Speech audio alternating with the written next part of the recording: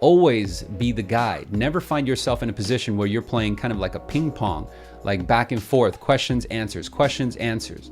It should always be guiding them towards the end result. And typically on the first conversation, that end result is to mount them up for a sales pitch. And the only way you can get to that sales pitch is if you, of course, pull the credit, do the assessment, and price it out, right? So sometimes it's as simple as actually reverse engineering your process. So if you know that the only way you're gonna get paid on a closed loan is you gotta close that loan.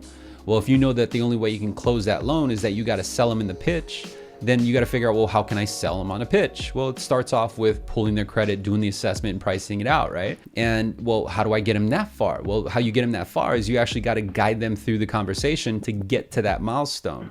And you can't guide them to that conversation if your current script right now, where you're inbounding or you're outbounding, is all meant about tap dancing and putting on your little 5-minute elevator pitch of why you're number one and why you're super cool. Because believe it or not, they don't care about that. What they care about is they want information that you have and that you can give. And so that's why I think it's effective to use the sales script and engaging with the prospects, both inbound and outbound, because you're teetering to their exact wants.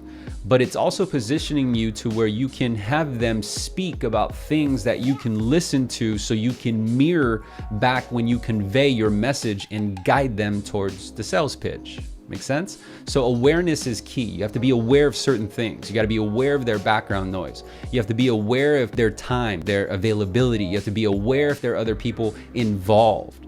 Because if you're aware of these things, you're only going to be able to position yourself better to convert that conversation into a sale. I promise you, your time is going to be spent more efficiently. You're not going to have to spend an hour with people on the phone where you got to convince them that you're number one.